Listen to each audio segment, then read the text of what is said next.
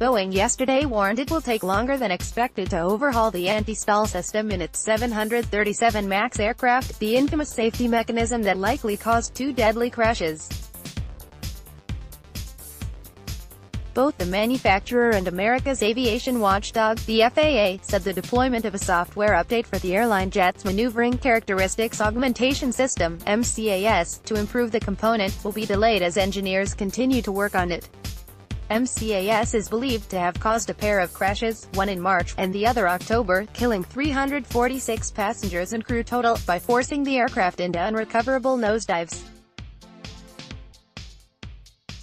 The combination of software and hardware is supposed to activate when the plane may stall, and tips the nose down to avoid that. Unfortunately, if bad sensor data is fed into it, the software will repeatedly try to override the pilot's controls, and force down the plane, unless the crew manage to flip the right switches to disable it. The pilots have about 40 seconds to kill the safety component before it kills them, simulations later discovered. A warning indicator that all is not well with the sensor data was an optional extra that budget airlines tended to skip. The 8 and 9 versions of the 737 MAX fleet have been pretty much grounded worldwide since mid-March as the Washington-based Boeing works to make their MCAS code safe, mainly by detecting whether its angle of attack sensor data is legit or faulty before making any critical decisions. Now, both the FAA and Boeing say the fleet will stay out of service at least a few weeks longer than planned.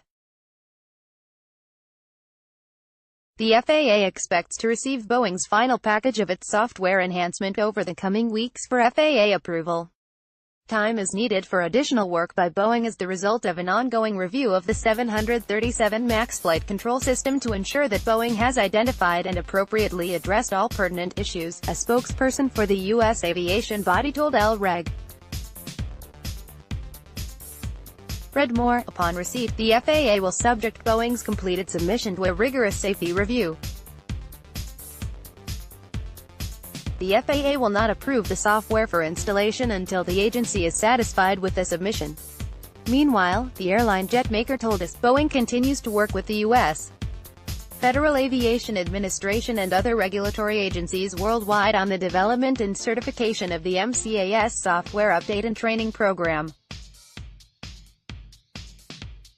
We are working to demonstrate that we have identified and appropriately addressed all certification requirements and will be submitting for FAA review once completed in the coming weeks. Safety is our first priority, and we will take a thorough and methodical approach to the development and testing of the update to ensure we take the time to get it right. While no definitive timeline was given, the statements of both Boeing and the FAA would suggest the fix would likely not be in place until sometime in May, at the soonest. While new software is welcome, it's worth reiterating that, at this stage, it appears the cause of the Lion Air and Ethiopian Airlines crashes wasn't entirely code-related. It seems a faulty angle of attack sensor in the aircraft's nose emitted bad readings that convinced the onboard computer that the aircraft was about to stall, causing it to push the plane's nose lower to recover the situation. MCAS is supposed to try this just a few times before giving up, but each time the pilots took back control, the system would reset its counter, meaning every time the pilots pulled up, MCAS would try again to nose down, eventually driving the aircraft into the sea or ground. What concerns some in the aviation field is that MCAS is governed by a single sensor, rather than multiple sensors that would provide redundancy and cross-checking.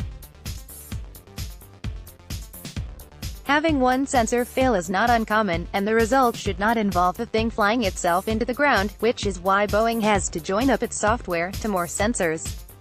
Neither Boeing nor the FAA have confirmed exactly what changes will be made to the MCAS software, though it looks certain that the code is only part of the problem.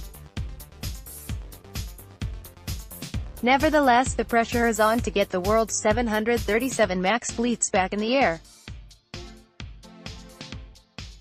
American Airlines, one of Boeing's biggest customers, is having to cancel about 90 flights a day at the moment, and another big customer, Norwegian, is reportedly considering legal action against Boeing for the costs the budget airline has incurred from having its fleet grounded. Registered sponsored, becoming a pragmatic security leader.